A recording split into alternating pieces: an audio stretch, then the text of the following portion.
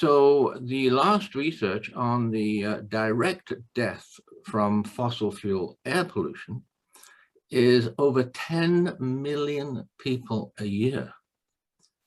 So over 10 million people a year are being killed by these fossil fuel corporations, supported and subsidized by our own governments.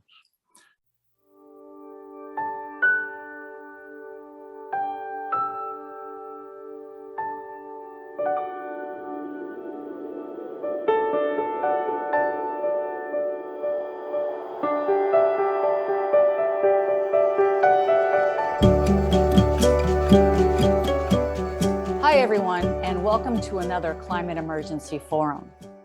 Today, we'll be discussing death by fossil fuel subsidies. Death in the truest sense of the word.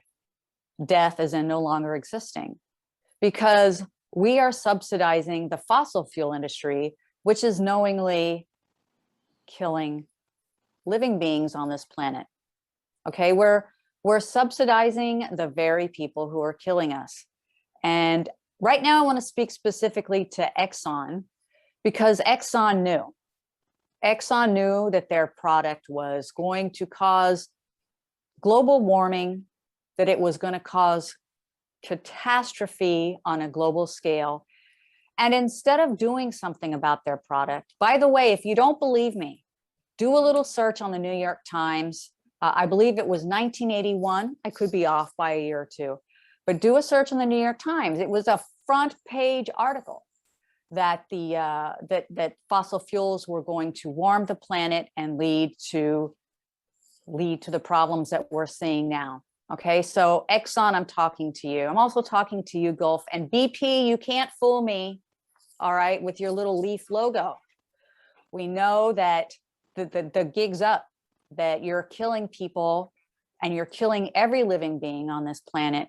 And we're paying you to do it. And we're paying you $5.3 trillion, or let's just say over 5 trillion every single year. We're paying you to kill us. And not only are we paying you to kill us, but we're paying you to lie to us, right? We're paying you to lie to us and convince a majority of Americans, I shouldn't say a majority, too many Americans, that climate change is a hoax. We're paying you to convince too many Americans that renewable energy won't work. And we're paying you to destroy our very home. And we know that you're buying off the politicians. And we know that you're killing thousands of Americans and millions of human beings globally every year. Yet you continue apace. There's this very sick symbiotic relationship between the fossil fuel industry, and I'm going to speak specifically to the United States because it's where I live, and because the United States is a huge user of fossil fuels.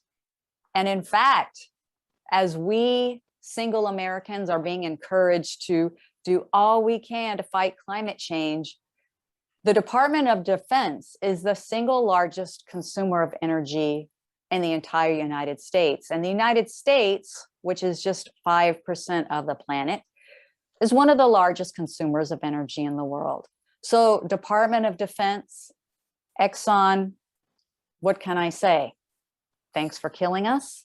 And I love that word, Department of Defense, because really it should be called Department of Death. Since 2001, since we've entered these wars with Afghanistan and the entire Middle East, the Department of Defense has consumed between 77 and 80% of the entire US government energy consumption. And in that time, from 2001, the United States invasion of Afghanistan, between 2001 and 2018, we've emitted 1.267 million metric tons of greenhouse gases. This is what's happening. There are also so many other ways that we are subsidizing the fossil fuel industries that I'd like to get to later in this program. But I want to start with General Motors. Thank you, General Motors, for tearing up the rail lines in the inner cities of America. You know, a lot of people see the United States as a car culture. It is. It's a car culture, but it wasn't always that way. I'm from Houston, Texas, and people don't realize that there were rail cars in Houston before they were torn up so that we could be forced to buy cars.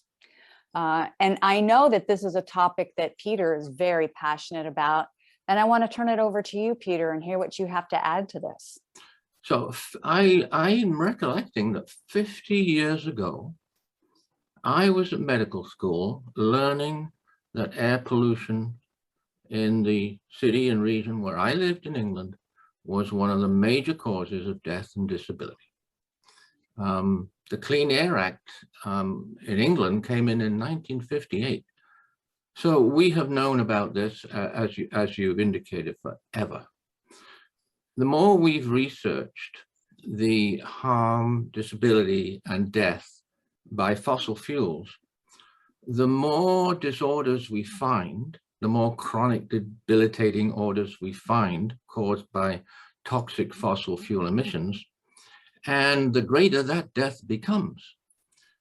So the last research on the direct death from fossil fuel air pollution is over 10 million people a year.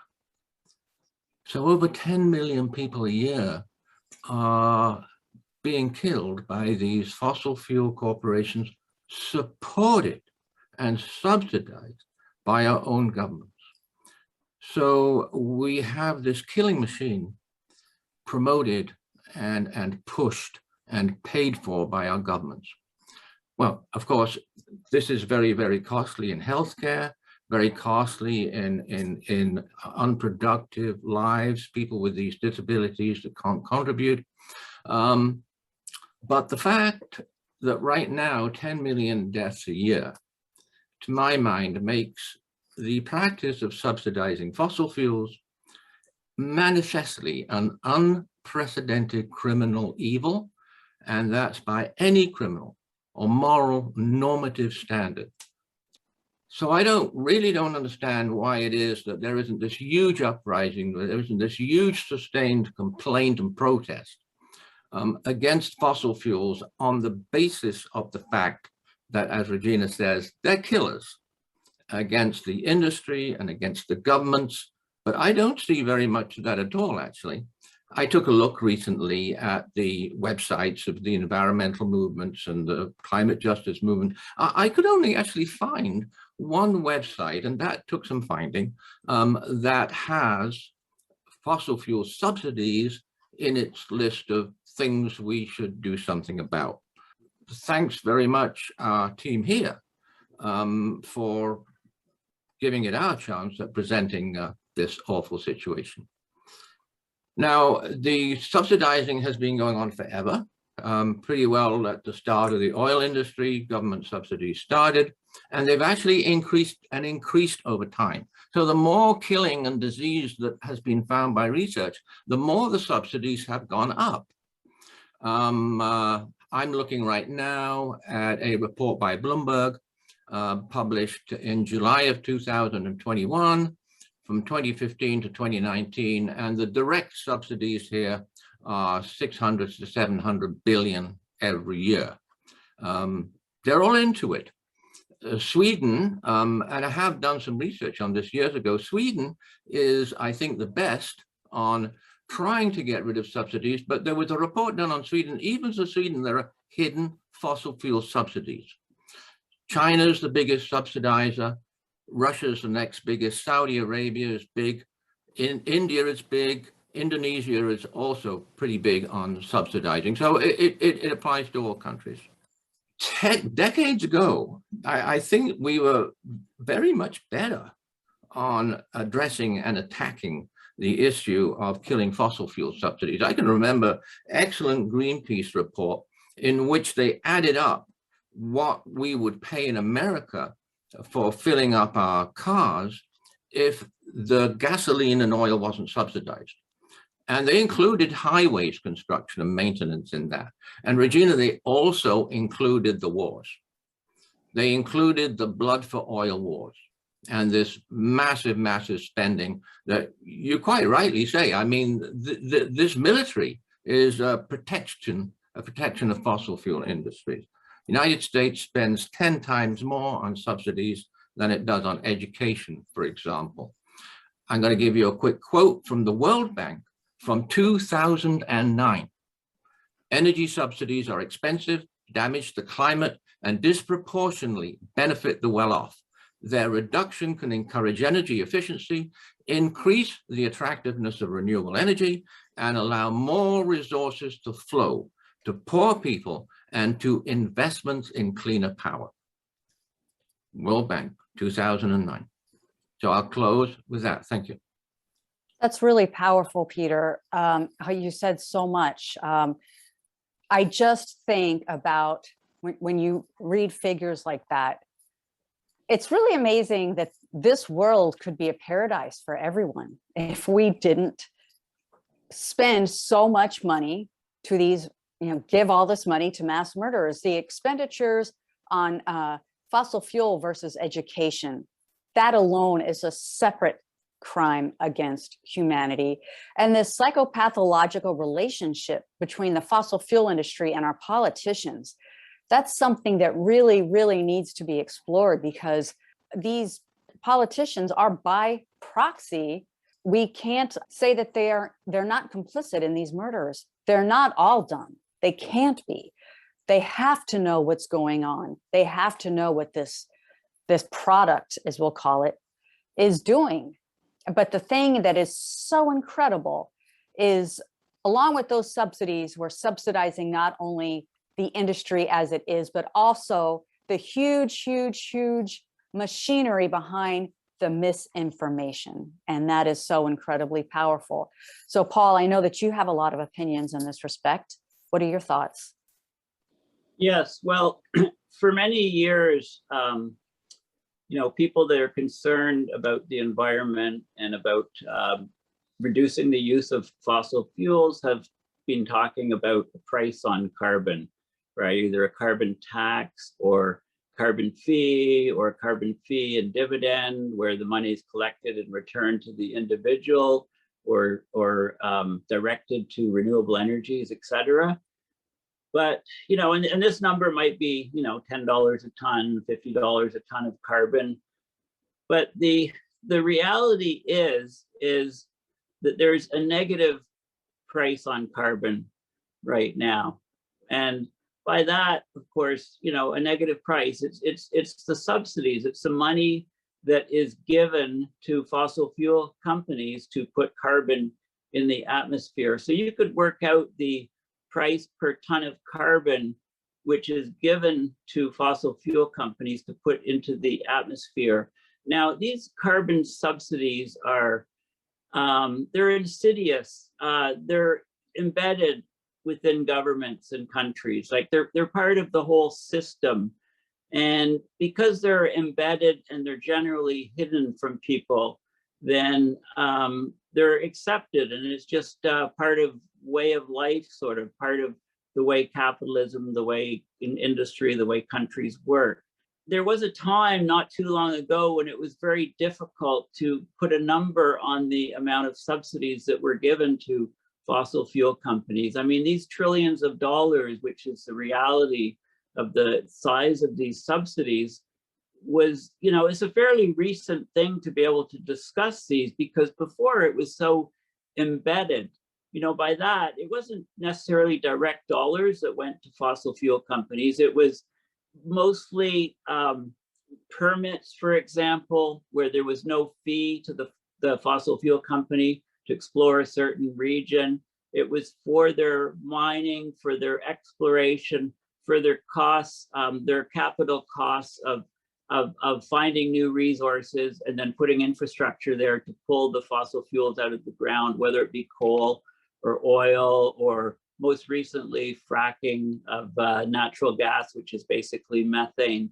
It was lower taxes. It was there's numerous mechanisms. If you look at the way that the government actually gives money to fossil fuel companies, which we lump under subsidies, and try to break it down, you'll find all kinds of different mechanisms where you need to be an accountant or a PhD in economics to actually uncover the actual amounts that are going to the fossil fuel companies.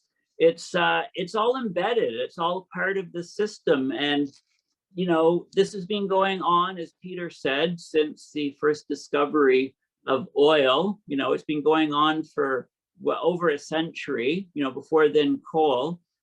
You know, it's trillions of dollars per year, every single year, and it's causing upward of 10 million deaths. Those are direct deaths from the combustion of the fossil fuels, producing particulate matter and different chemicals in the air, which are spread around and basically poison the water, poison the air. The smallest particles get embedded deep within our lungs and cause all kinds of respiratory problems and deaths. And, you know, if you look at the total tally, the death count, if you like, from burning carbon of any sort, you know, over history, you'll come to staggering numbers, especially if you include the wars that have been fought over accessing the resources. For example, think of the Gulf War in the Middle East as being the most recent one. And, you know, clearly scientists, clearly people in fossil fuel companies knew. They just used the top PR agencies in the world to suppress knowledge, to suppress studies, so that they could continue on with their business as usual. So fossil fuels are really weapons of mass destruction, not just to humanity, but to the entire ecosystem, to the entire planet. Thank you so much again for bringing up the issue of misinformation. I mean, I find this so incredibly insidious. I mean, it's insidious because we hear about Stockholm syndrome, but isn't just that what's happening on a much grander scale? It's amazing. And you spoke about these direct deaths. And I want to talk about some of the indirect deaths, but also 10 million deaths, as you said, related to the particulate matter and thus and such, but not everyone dies. Now, some people just have really disabling strokes that render them in perhaps a semi-vegetative state, or render them unable to talk or walk. So yes, we have these many, many deaths, but many more illnesses, not just deaths. So you talked about the direct deaths, but I also want to talk about the indirect. For example, just in the United States alone, we have close to 40,000 automobile accidents every year. Some people will say, well, what does that have to do with fossil fuels and fossil fuel subsidies? Well, I truly believe that by subsidizing these interstate highways, that is also a gift to the fossil fuel industry, and in an ancillary manner is leading to deaths of people, because if it weren't for the fossil fuel industry and the destruction of the inner city railways and the necessity to drive cars, we wouldn't have these tens of thousands of deaths every year in the US alone. So Peter, your thoughts? So the more we look into this subsidizing, which Paul and yourself said is insidious, and actually the researchers agree. The IMF says it's all pervasive. The International Energy Agency said it's all pervasive. So yeah, you make a really important point that this is locked into our whole system of living, but it's a system that produces death and dying. One of the most absolutely terrible things about this, and this has been known forever, is that global warming, global surface heating, caused mainly by burning fossil fuels, increases the death and disease and disability from air pollution produced by burning fossil fuels. So we have this absolutely terrible situation, supported by governments, in which the death is going to be higher and higher and higher, the more governments force us basically to keep on being dependent on burning fossil fuels. I want to bring in a little bit of the science, of the recent science, because this really, the science that is just published by the IPCC, Sixth Assessment Working Group 1, really actually hammers this message home. It's necessary to stabilize the climate and to stabilize our oceans, ocean acidification. It's necessary to reduce emissions of CO2 and methane now, according to the IPCC, which is right, to either actual zero or virtual zero. Now, fossil fuel subsidies makes that completely impossible. I checked out the Working Group 1 and their projections for what we have to do for mitigation. Their best case scenarios, which have a chance of 2 degrees C, there's no chance of 1.5 degrees C anymore. And CO2 gets to zero for 1.5, and I'm looking at zero on this AR6 chart at around 2060. And the later scenario, which is a 2 degrees C, it gets to actually zero by 2070. And then we go into these negative emissions, right? So this really isn't getting across that even when we're talking about negative emissions and net zero carbon, it's got to be zeroed. So CO2 emissions have to be zeroed. That cannot be done all the time. Governments are subsidizing fossil fuels. It is impossible. And the deaths will not only go on, they'll multiply and multiply. The same situation applies to methane, which is the big natural gas industry, because natural gas is methane and it leaks a lot of methane. So that has to be cut 50% according to the IPCC by 2050 and 75% by 2100. So the negative emissions you actually hear about is all about balancing the extra methane and nitrous oxide that we can't actually get down to zero. Fossil fuel CO2, of course, we can get to zero. All we have to do is start burning fossil fuels and rely 100% on renewable energy. So, thank you for speaking to the importance of bringing these emissions down now, right away. We don't have till 2050, 2060, 2070. We have until now. Many of you may be familiar with or have read this book, The Uninhabitable Earth by David Wallace Wells. And basically he says the same thing. There's essentially no future for us with Exxon, with Shell, with BP. It's, you know, it's Mad Max. I mean, if you've ever seen any of the Mad Max movies, this is what we're looking at. It is now.